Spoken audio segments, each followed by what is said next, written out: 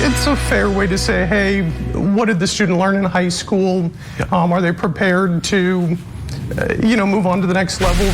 People are debating that point across the country as hundreds of colleges and universities drop standardized testing requirements. Welcome back to The Why. I'm Lauren Magarino.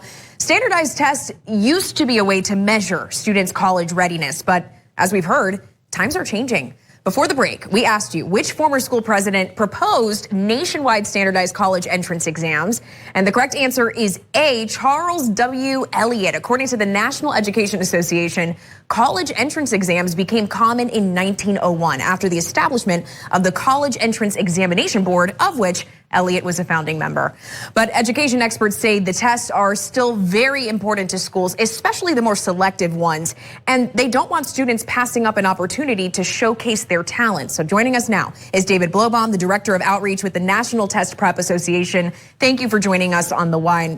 With some 1,800 schools going test optional or test blind, as we've learned, why should students still take the exams?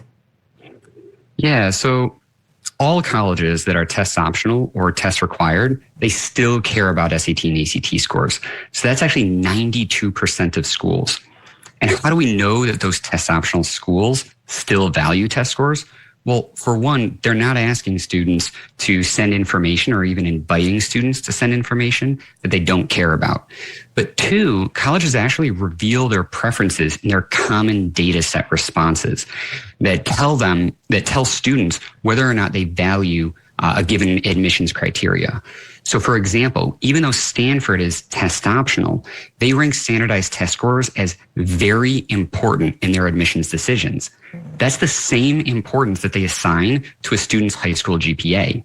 And students who submitted test scores to Notre Dame, Davidson, Emory, Boston College, those students were admitted at twice the rate that students who did not submit test scores were admitted in.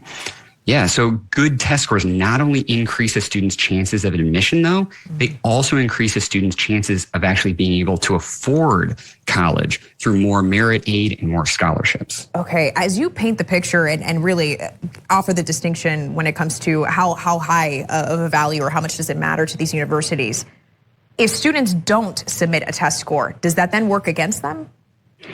So test optional means that you have the option to submit test scores or not. So you will still get your application read, but everyone who's being honest will tell you that colleges care about these SAT and ACT scores because there's so much rampant grade inflation from so many different contexts. So for instance, most students at four-year universities, they have about the same grades. In fact, 70% had A averages in high school. And there are over 20,000 high schools in the U.S., not to mention students applying from all over the world. So because a majority of applicants have A averages, how can we tell the difference between them and who's more qualified? With only grades we can't.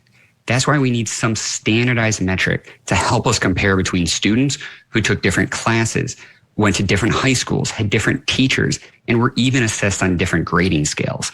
So the SAT and ACT, they test students on the fundamentals of grammar, rhetorical skills, mathematics, reading comprehension, and data analysis, all of which are helpful for students not only in high school, but also in life. So that's why these standardized measures of achievement help to identify which students excel academically. To that point, how does a standardized test determine whether a student can excel academically when you consider that there are folks with low socioeconomic factors or problems in their home lives that are at play? I mean, how does it factor into that? Fantastic question. And that actually gets to the heart of why I believe that the SAT and ACT are so important. So without test scores, too often students from disadvantaged backgrounds are just ignored in the overwhelming number of highly qualified applicants to selective colleges, especially if they come from an unknown high school. And let's just for a second consider the advantages of the wealthy.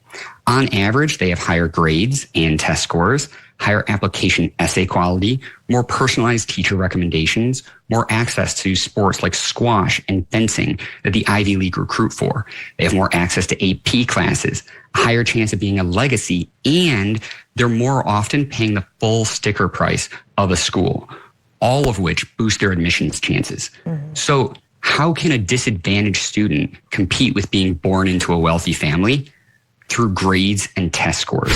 Hey, David Blowbaum, Director of Outreach for National Test Prep Association. Thank you so much for joining us on The Why. Appreciate it.